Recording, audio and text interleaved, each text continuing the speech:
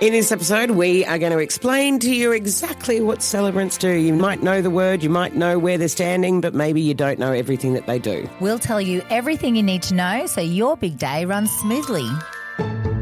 All loved up and ready to propose? Or maybe you're searching for the perfect wedding ring. My Jewellery Shop are your engagement and wedding ring experts. At My Jewellery Shop, it's your time to shine. Gold Coast Highway, Nobby Beach, and myjewelleryshop.com.au. Moira Major and Nikki Amos. We pronounce you unfiltered. Welcome to We Pronounce You. Unfiltered. Well, thank you for listening to us. Yes, and if you do know someone who's planning a wedding, do them a favour, share the podcast with them. We talk about all things weddings. Mm-hmm. Or you can email us. You can tell us your stories. And, of course, you can catch up on all the shows we have previously done on our website. WePronounceYou.com.au. Hello to Nikki Mackie. Hello, Nikki. Kerry Marie. Why do I always get the hard names? I'm not sure because you are the one who speaks the best. Oh, yeah. I speak for a living. Geo Gigan, I think I'm going to go with. Lorraine Burnside. Fiona O'Donoghue on Instagram. And Runaway Mornings, Steady Eddie. Nice. Is that the real Steady Eddie? Hey, Stead. And Jordan Oz, who have joined us on TikTok. Now, we thought we would discuss in detail this episode exactly what celebrants do. From experience, I had an email recently saying, hey, just wondering, I'm booked in for this wedding in September, just wondering, do you MC as well? That's your job, isn't it? And I was like, nah. And I think people expect, because you've done the wedding, that you're just going to hang around and just roll on. Yeah. That's a separate job. It is, That's entirely. Extra money. Yes. Because that is very, very exhausting. It is. And it's a long day when you do, because considering a lot of people get married at 2 and their reception really doesn't start till 6, that's already a long time before you're rolling into another big evening of shenanigans. Absolutely. No, let's cover the first question. What does a celebrant do in Australia? Wedding celebrant. Well, we marry people. They're pretty much that. We also collect all of their information for the NOIM. The notice of intention of marriage, which has to be lodged 30 days before. Yes. We perform the ceremony. We do say the legal verse, which is called the monotum. And then there is also a little legal vows that have to be said. But as legals go, that is it. And then we witness their signatures and then we file the paperwork. Which has to be done 2 weeks. No later. Actually, I've nearly panicked and, done a wedding, gone on a holiday and then gone, shit, I need to lodge the paperwork. You're lying in the beach in Fiji and all of a sudden you go, shit, Barry's wedding.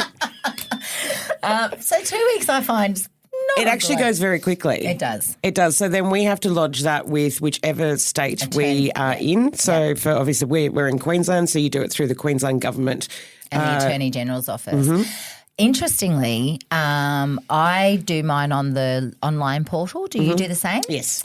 So I did a wedding in New South Wales and went to lodge the paperwork and I'm trying to put the address in and it's like, there's nothing other than Queensland. Because it's a Queensland portal. Yes. So then I had to sign up for the New South Wales portal. And so that's the thing. When we say sign up, you actually have to be approved. So back to it as well at the very beginning. To become a celebrant, you have to undergo study.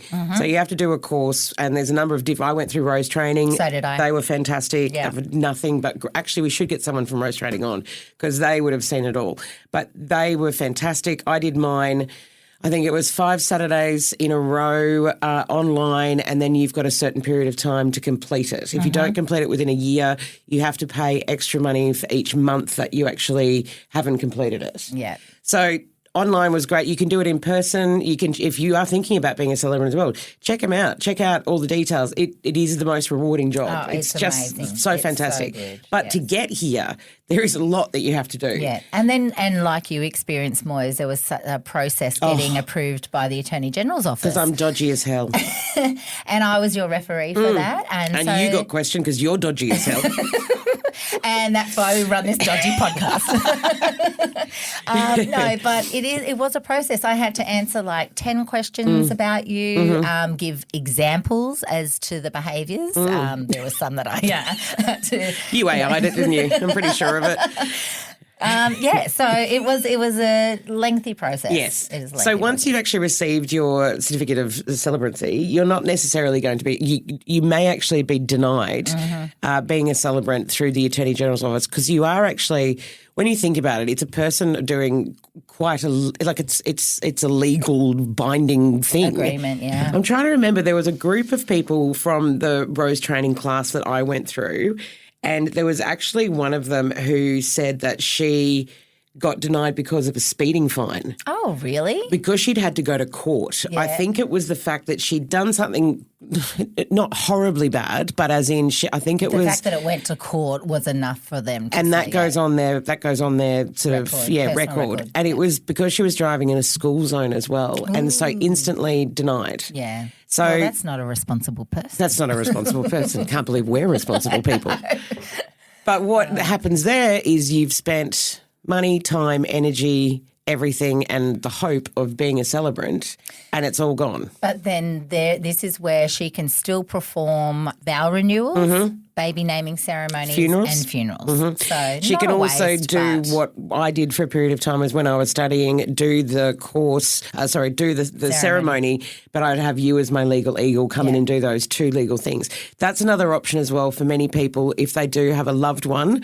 I was chatting with a school principal today who knew that I was a celebrant and said, "Oh, I'm doing my first wedding," and I was like that, and he goes, "I'm not a celebrant, but my nephew asked me to do it because he knew it." And I was like, that was actually really cool. Yeah, well, I'm doing exactly the same for some friends, and their son wants their dad to be. Oh, how cute. Yeah, absolutely gorgeous. So same. I'm just going to be the legal eagle, fly eagle, in, do get my in there. thing, get out. Exactly. Yeah. So there is quite a waiting period, and something that I experienced with the Attorney General's office is there's quite a waiting period, and they are very thorough. Like if you think of thorough, think of more thorough.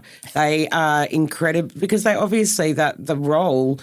It has to be the right person. And even when I was just performing ceremonies with you as a legal eagle, I was contacted by the Attorney General's office saying, "You are saying that you're a registered celebrant," to which I never had said because I certainly wasn't.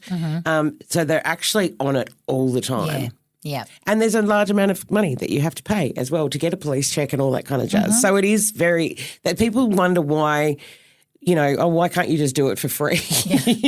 Or Sure. like you say, they only think it's that time that you're standing up the front there, but there's so much in behind. There is. So what other things do we do, Moise? So the notice of intention of marriage, how far ahead do you need to book a celebrant? Let's start with that. You need to have at least 30 days, and that's because of the notice of intention of marriage. Has to be lodged saying that you and your partner, whoever that may be, are not related, which is a good thing. And also... Well, you can legally be cousins. You can marry your first cousin. I can't. I can't. I know you can't get your head around it, I but just it's true. cannot. You can. I cannot.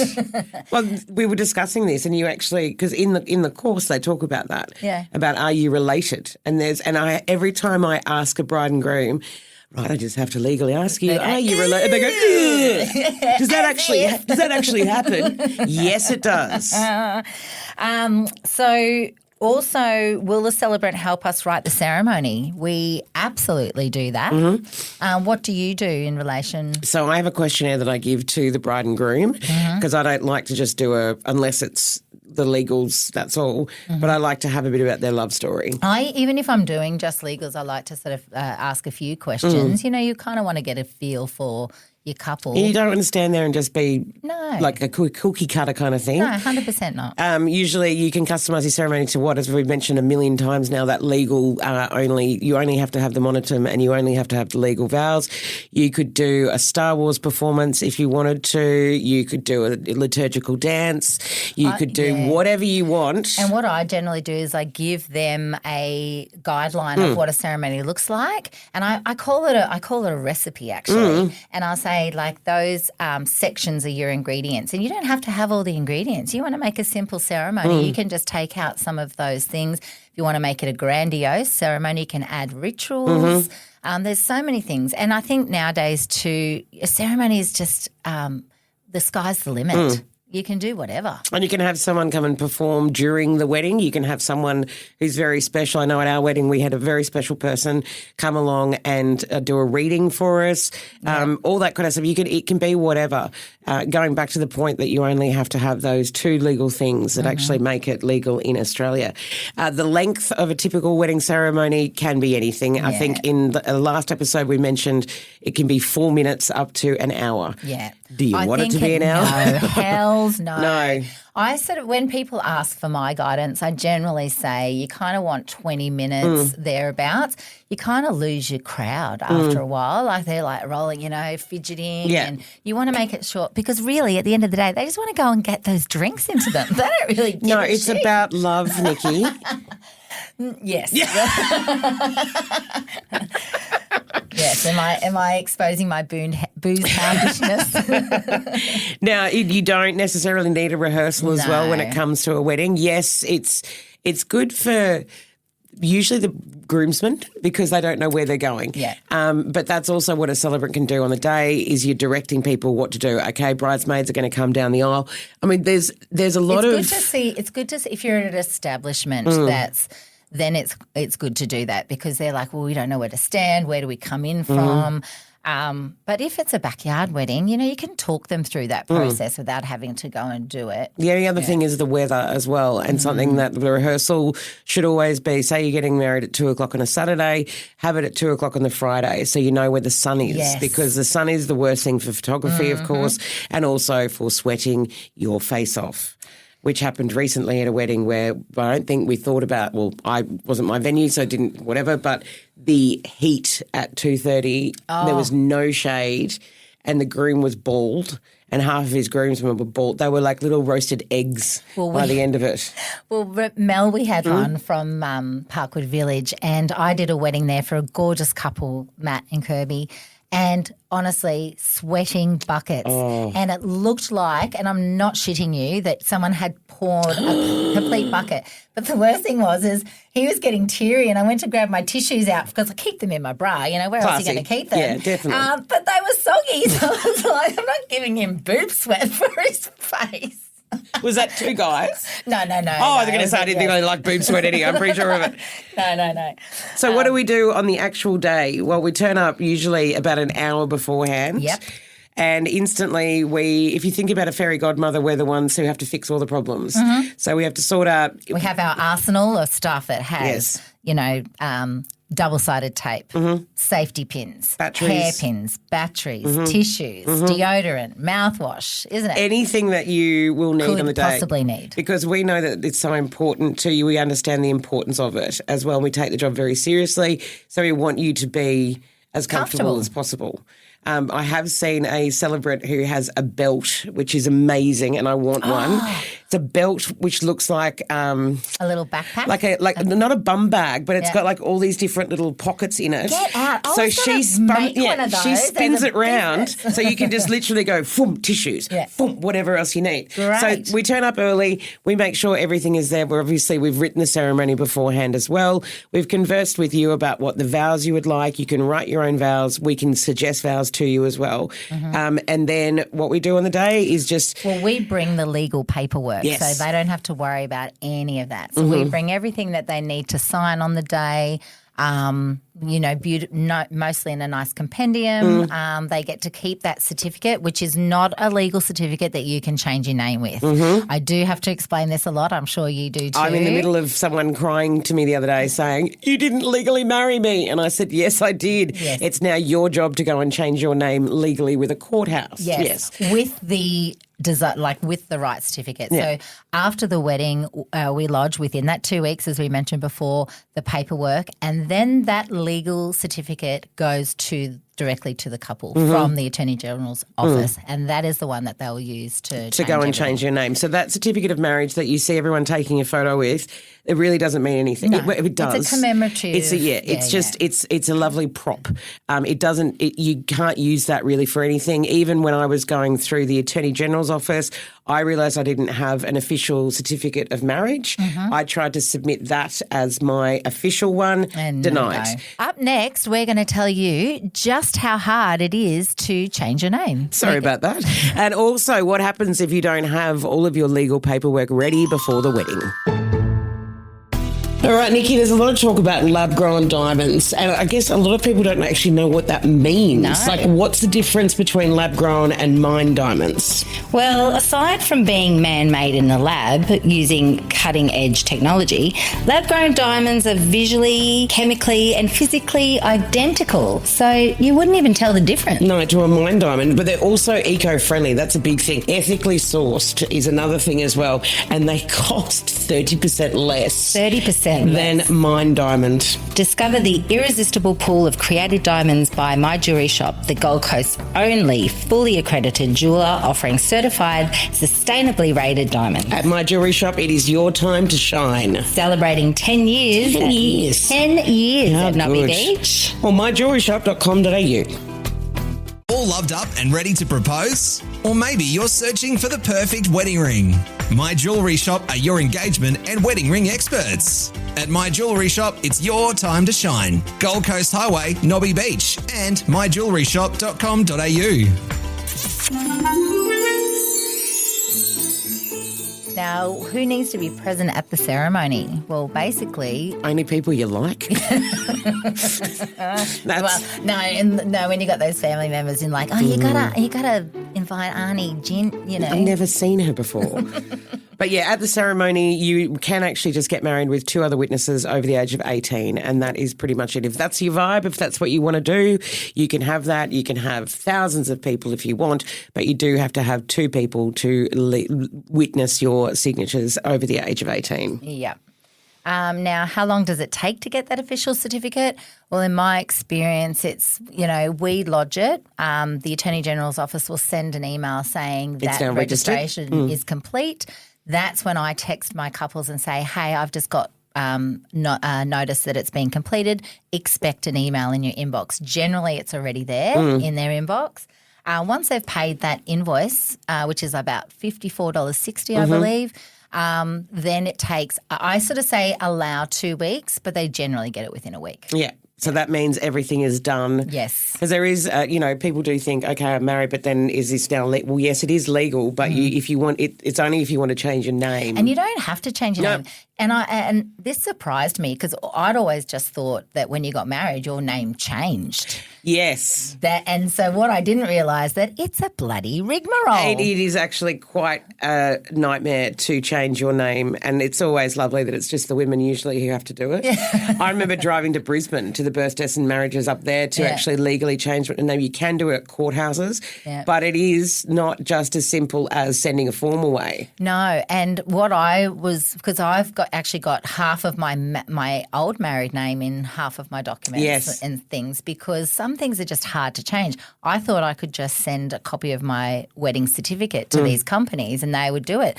No, you have to do an accompanying form, and it was all a little bit too hard. So at least I can still prove myself as that person or that person, but I've just been lazy. Lazy. So I had no idea that you actually needed an official marriage certificate to do it up until this point as well. Your celebrant should be fired. I love her. I'm joking. What questions should we ask a celebrant before booking? All of them. Also, fees are obviously always money is a difficult thing, but as much as we'd love to be able to say we do this for the love of it, it is actually partly a job, and it's taken a lot for us to get here as well. It does, but it's also when we're writing your love story, that takes time. I agonise over that love story because, you're really wanting to represent the couple in the right way, share their story in the way that sounds like them. It's not an easy task. No. And public speaking is not an easy thing as well. So can a celebrant perform a non-legal or commitment ceremonies? Absolutely. Yes. We can do that.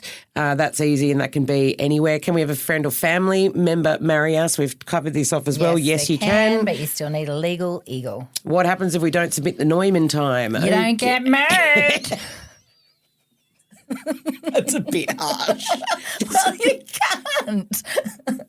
You can't. They have to wait. They have to push their wedding date They back. do have to because you've had a month, you've had 30 days to do it, and legally we cannot do it unless that NOIM is done. Now, there are different circumstances that you can have a shortening done, which is, if someone's terminally ill, if you've been called away for work as well. There are certain things that if someone says, hey, I'm really sorry, but, my mum's passing and I want to get married. That's going to court. That's going to courthouses. That's money that you have to pay as well. Yeah. Legally, we cannot be part of that, which is all fine. What if someone of us is previously married? Great, whatever. You probably know what to expect, and hopefully you do it better this time. On the actual notice of intention of marriage as well, you do have to mention if you have been married before, how that marriage ended, divorce, the date. Death, and also, and if you had several, it's only the last one. Yes. So we don't need all of that, as I've recently found out. I don't need to know how many times you've been married, please. And am I doing myself a disservice by marrying you? Should I be marrying you? Can we get married anywhere? Well, yes, in Australia, yes, you can. If you're overseas, you can, but it's not legally recognised. So I've got a couple coming up soon, married 10 years ago in Fiji. They eloped, and then she changed her name to match his name, but not legally married in Australia. So we'll be doing a wedding for them very, very soon, which is very cool. Okay, we're not going to be blowing any... Oh, no, it's fine. Also, what do we provide on the day? Well, we can provide microphones, we can provide speakers, but usually the venue will have something as well. Yeah, I always take my own, to be fair. I think, when you know your equipment works and you know how to use your equipment, there's nothing worse than fumbling around going, oh, my God, I don't know how this system works. I've had that happen where 2 speakers broke on me. You were there. I was there. You were there. Yeah. Two speakers from the venue didn't work. Yeah. And we had to do it unplugged, and it was lucky you horrible. it wasn't great, but you've also got a really nice projective voice. I've got a booming voice. But there are celebrants who are a little bit meeker, Yeah. and that may not have. So that could have been a disaster. Yeah, for absolutely. Them as well. Do we need ID? Yes, you do. When we're doing the notice of intent to marry, we need to know who you are. Yes, we need to prove, and we also need your parents' names, your mother's and father's current name, and also their birth names as well. And if you have a fractured relationship with parents, that's more than fine. You can write unknown on there, or you can also just sort of leave that part. Actually, I think that's a grey area because in the learnings it said if they supply a birth certificate, you are legally required to put the parents' names on. Oh, if wow. they provide a passport, you don't have to.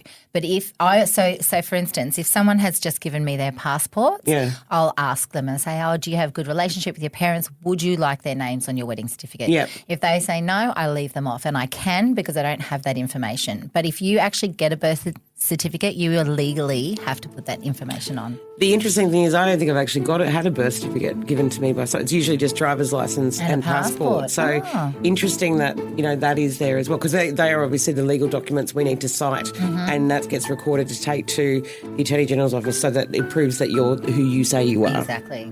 Well, that was a lovely interview with ourselves, wasn't it? It was great. I'm glad we know what the hell we're talking about. So on that note, if you want to hire us, where would they find you, Moise? You can find both of us at wepronounceyou.com.au. You have your website as well? I do have a website that will be connected to wepronounceyou.com.au, so you can definitely find me there. And Moi's website is under construction. Yes, that's right. If you know anyone who is getting married, actually this is a great episode to share with them because it does explain everything. Every episode's great, Moise. Okay, sorry. This is just one of the 700 episodes you should share with them. Probably one of the first ones you should listen to, actually. If you are enjoying the show, please take a moment to rate it on whatever podcast app you are using. Share it on social media. It'll help us grow and help more people with their wedding journey. Well, next week is our final episode of the season. Sweet Mary. Oh, my gosh, that's gone fast. 2 seasons so far. Well done, us. Good job. All loved up and ready to propose? Or maybe you're searching for the perfect wedding ring. My Jewellery Shop are your engagement and wedding ring experts. At My Jewellery Shop, it's your time to shine. Gold Coast Highway, Nobby Beach, and myjewelleryshop.com.au. Woodwork Podcasts.